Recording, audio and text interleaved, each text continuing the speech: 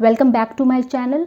और video start करने से पहले मैं ये कहूँगी कि अगर अभी तक आपने मेरे इस चैनल को सब्सक्राइब नहीं किया है तो प्लीज़ मेरे चैनल को ज़रूर से सब्सक्राइब कर दीजिए और साथ ही नोटिफिकेशन बेल को भी ऑन कर दीजिए, क्योंकि मैं बहुत मेहनत से आपके लिए वीडियोस लेकर आती हूँ और मैं आगे ही और अच्छी अच्छी वीडियोस आपके लिए लाती रहूँगी। सो अब आते हैं अपने आज के टॉपिक पर। ठंडी का मौसम बिल्कुल स्टार्ट हो चुका है। अब कुछ ही टाइम में ठंडियाँ और ज़्यादा बढ़ने वाली हैं और ऐसे टाइम में जो है, अगर जो महिलाएँ, जो लेडीज़ प्रेगनेंसी की कंडीशन में हैं, यानी कि गर्भावस्था की कंडीशन में, उनकी मुश्किलें थोड़ी सी बढ़ जाती है, क्योंकि इस टाइम पर सर्दी, खांसी, जुकाम, फ्लू, इस तरह के इन्फेक्शंस का खतरा बहुत ज़्यादा बढ़ जाता है। इसके साथ ही मॉर्निंग सिकनेस, शरीर में अकड़न रहना और दर्द रहना, बॉडी पेन रहना, ये सारी चीज़ें भी स्टार्ट होने लगती हैं।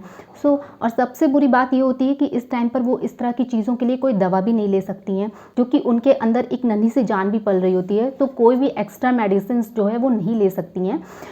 डॉक्टर के प्रिस्क्रिप्शंस के अकॉर्डिंग ही जो है उन्हें चलना रहता है। सर्दी के मौसम में प्रेगनेंसी के दौरान आपको अपना खास ख्याल रखना होगा, क्योंकि आप जो है एक छोटे से बच्चे को भी जन्म देने वाली हैं। आज की वीडियो में मैं आपके साथ कुछ ऐसे टिप्स शेयर करने वाली हूँ जिससे आप जो है ड्यूरिंग विंटर सीजन अपनी प्रेगनेंसी में अपना खुद का ख्याल रख सकती हैं और किसी भी तरीके के कोल्ड कफ से आप पूरी तरह से बच सकती हैं। Hi everyone, I am Jyoti this side and आज की जो वीडियो है उसका टॉपिक है how to take care yourself during pregnancy in winter season from cold and कफ।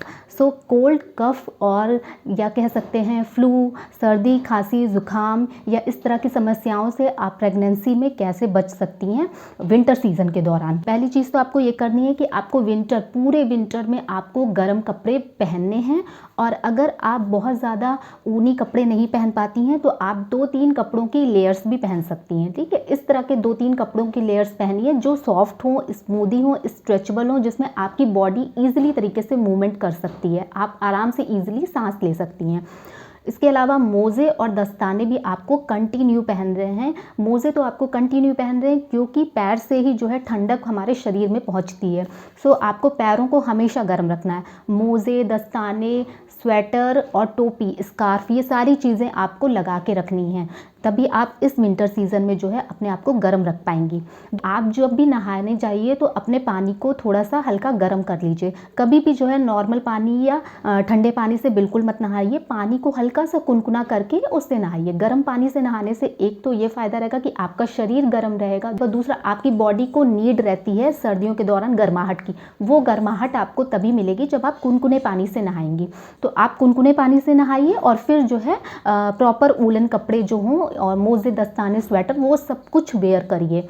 तीसरी चीज़, गर्म भोजन करें, यानी कि आपको जब भी आप खाना खा रही हैं, अगर आपका खाना ठंडा हो चुका है, पहले का बना है, तो उसको आप गर्म करके ही खाइए। गर्म और पौष्टिक खाना खाने से आपके शरीर को एनर्जी मिलेगी और आपका शरीर जो है पूरी तरह से स्वस्थ रहेगा, प्लस आपकी जो इम्यूनिटी है वो भी बूस्टअप होगी। तो आप कोशिश करिए कि आप जो है पूरी सर्दी गर्म खाना ही प्रेफर करें। पूरी सर्दी आपको गर्म खाना ही खाना है। इसके बाद जिस चीज़ की ज़रूरत है वो है पानी, यानी कि पूरी ठंडी हमें जो है प्यास कम लगती है तो हम पानी पीना ऑटोमेटिकली कम कर देते हैं, स्वेटिंग भी नहीं होती है।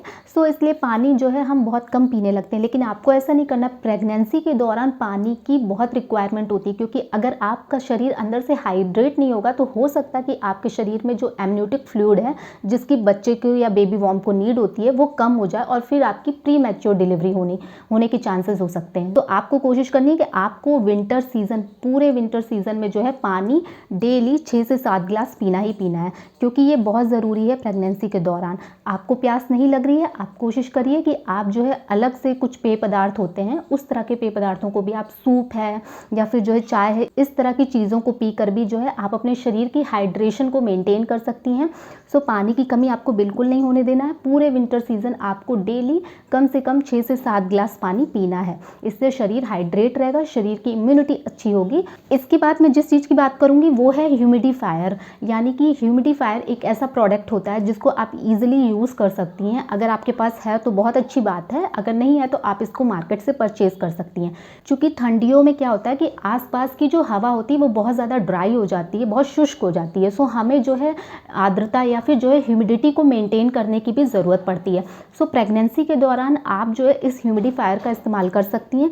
इसको यूज़ करके आप अपने रूम में एक जो है प्रॉपर ह्यूमिडिटी ह्यूमिडिटी मेंटेन कर सकती हैं। ठीक है, बहुत ज़्यादा ड्राई एयर या बहुत ज़्यादा शुष्क हवा जो है हमारे शरीर में अकड़न पैदा कर सकती है, हमारे शरीर में जो है जो मॉर्निंग सिकनेस होता है उसका कारण हो सकती है। ठीक है, सो उससे बचने के लिए आप इस ह्यूमिडिफायर को यूज़ करिए, उसको रूम में आप लगा दीजिए और आपके रूम का जो टेम्परेचर है वो भी ठीक रहेगा और आपके रूम की जो आर्द्रता है यानी ह्यूमिडिटी है वो भी प्रॉपर मेंटेन रहेगी। सो आपको ड्यूरिंग प्रेगनेंसी उससे बहुत रिलैक्स मिलेगा। आपको जो है तनाव कम लेना है, टेंशन कम लेनी है, रिलैक्स्ड होना है। आप इसके लिए जो है लाइट म्यूजिक भी सुन सकती हैं, हल्का म्यूजिक सुनिए, लाइट म्यूजिक सुनिए, वो उससे आपके बच्चे को भी बहुत अच्छा लगेगा, बच्चे को भी अंदर बहुत अच्छा महसूस होगा और अच्छी अच्छी बुक्स आप पढ़ती रहिए। ठीक है, गर्म पेय पदार्थों को आप ज़रूर अपने जो है डेली मील में शामिल करिए, जैसे हर्बल टी हो गया, अदरक वाली चाय हो गई, इसके अलावा जो है गर्म दूध हो गया, हल्का गर्म दूध हो गया, इस तरह की चीज़ों को आप जो है शामिल कर सकती हैं।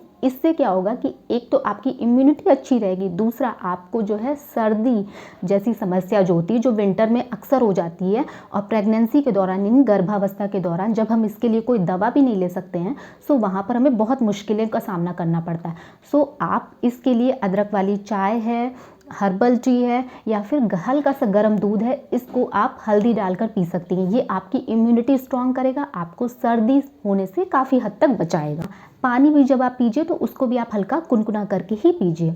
सर्दियों के दौरान जब आप प्रेगनेंसी की कंडीशन में, उस समय आप कोशिश करिए कि आप कम से कम घर से बाहर निकलिए। सो हो सकता है कि इस चीज़ के ज़्यादा चांसेस रहते हैं कि आप बाहर के इन्फेक्शंस को एब्जॉर्ब कर लें, बाहर के इन्फेक्शन से आप ग्रसित हो सकती हैं। कोशिश करिए कि विंटर सीजन में यानी कि सर्दियों के दौरान प्रेगनेंसी की कंडीशन में आप बाहर कम से कम निकलें और जब भी निकलें तो बस अपना जो है चेकअप कराने के लिए जाएं, फिर चेकअप करा के वापस घर आ जाएं। और जब बाहर आप जाएं डॉक्टर की क्लिनिक पर या जो भी जहां पर भी आपके डॉक्टर की क्लिनिक है, तो वहां पर जाते समय आप प्रॉपर तरीके से अपने आप को कवर करके जाएं, मास्क लगा के प्रॉपर तरीके से ऊलन कपड़े वेयर करके जाइए। इस समय पर आपको मोस्टली इन्फेक्शन से बचना है, क्योंकि जैसा मैंने पहले बताया आप इस दौरान जो है कोई भी अतिरिक्त मेडिसिन नहीं ले सकती हैं।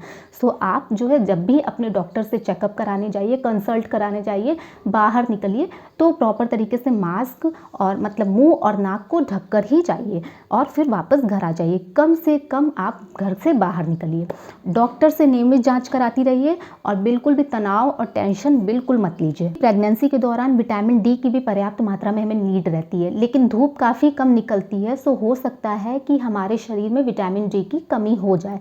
सो इसके लिए आप अपने डॉक्टर से कंसल्ट करके सर्दियों के दौरान विटामिन डी की अतिरिक्त गोलियां ले सकती हैं, लेकिन बिना डॉक्टर के प्रिस्क्रिप्शन के आपको कोई भी मेडिसिन नहीं लेनी है। आप डॉक्टर से कंसल्ट करिए, उसके बाद आप विटामिन डी की गोलियां ले सकती हैं। पर्याप्त तरीके से पैरों को गर्म रखिए, पैरों को गर्म पानी से ही धोइए। कोशिश करिए आप ठंडे पानी से पैरों को बिल्कुल मत धोइए, क्योंकि जब आप ठंडे पानी का यूज़ करेंगे आपके पैरों से ठंडक आपके शरीर तक जाएगी और फिर वो ठंडक आपको जो है सर्दी, खांसी, जकड़न, कफ इस तरह की समस्याएं पैदा करेगी। सो आपको कोशिश करनी है कि पूरी सर्दी आपको पैरों को ज़रूर से गर्म रखना है। गर्म मोजे पहनिए, पैरों को जब भी धोइए गर्म पानी से ही धोइए पैरों को। इस तरह के फ्लू से बचने के लिए आपको अपने अंदर की इम्यूनिटी को भी स्ट्रॉन्ग करना होगा, अपने अंदर की इम्यूनिटी को बूस्टअप करना होगा। इसके लिए आप प्रोटीन से भरपूर खाने जैसे कि दाल हो गया, मछली, अंडे, इस तरह की चीज़ों का सेवन कर सकती हैं। ये चीज़ें आपको अपने मील में शामिल करनी है। इससे आपका इम्यूनिटी लेवल बूस्टअप होगा, प्लस आपका जो शरीर है वो अंदर से गर्म रहेगा। कोशिश करिए कि हर चीज़ को सही तरीके से खाइए। कौन सी चीज़ मॉर्निंग में खानी है, कौन सी चीज़ इवनिंग में खानी है और कौन सी चीज़ आफ्टरनून में खानी है। जब आप उसको प्रॉपर तरीके से खाएंगी तभी आपकी बॉडी में वो चीज़ लगेगी, प्लस आपकी इम्यूनिटी लेवल अच्छा होगा।